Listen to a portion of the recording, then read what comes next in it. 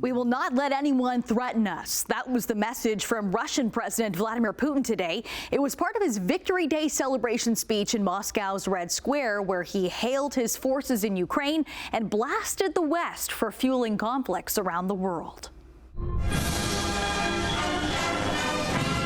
Amid unseasonal snow flurries, Russian President Vladimir Putin using this moment to turn up the heat in his war of words with the West, accusing it of distorting history. Revanchism, mockery of history, and the desire to justify the current followers of the Nazis are part of the general policy of Western elites to foment new regional conflicts. Putin's third Victory Day since his full-scale invasion of Ukraine marked another opportunity for his own brand of factual distortion. His speech painting the war in Ukraine as the sequel to Russia's role in defeating Nazi Germany, portraying the West as the aggressor and justifying unimaginable losses under the banner of patriotism. Russia is going through a difficult period. The fate of our motherland depends on every one of us. Soldiers fresh from the front lines in Russia's so-called special military operation also treading the damp cobbles of Moscow's Red Square. And yet this year, victory seems more attainable. Russia now has the advantage on Ukraine's front lines. Gains on the Eastern Front in recent months, their biggest in more than 1 year and a half.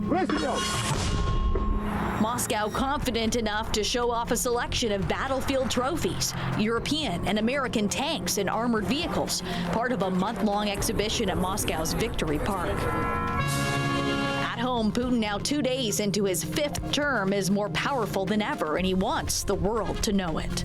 Russia will do everything to avoid a global confrontation, but at the same time, we will not let anyone threaten us. Our strategic forces are always combat ready. It was a measured nuclear threat as ballistic missiles rolled across Red Square. Putin casually coordinated plans for upcoming non-strategic nuclear exercises with close ally Belarus. Both leaders emphasizing this is just routine training. While Western leaders no longer join Russia in marking this shared victory, Putin knows they are watching.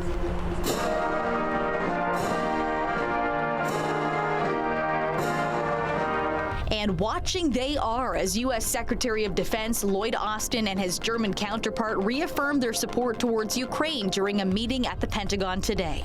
And we will continue our close partnership to ensure that Ukraine has the capabilities that it needs to succeed on the battlefield. So our message today is clear. Together, we will ensure that our support for Ukraine remains strong and enduring. In his own Victory Day speech, known outside of Russia as Europe Day, Ukrainian President Vladimir Zelensky said Ukraine could stop Russian forces advancing in the east if allied countries increase the supply of arms.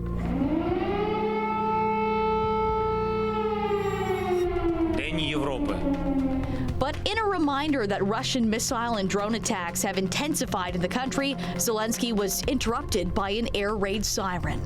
Ukraine's army is facing a difficult situation in its eastern regions. That's where troops are battling to hold at bay an intense Russian push along parts of the front line. Russia has sought to exploit Ukraine's shortages of ammunition and manpower as the flow of Western supplies since the war began has petered out. Russian forces have also begun targeting Ukraine's power grid, hitting at least 7 energy facilities in the past 48 hours. The bombardment also damaging homes and the country's rail network. But with a massive new U.S. military aid package coming, Zelensky says he's confident the tide will turn.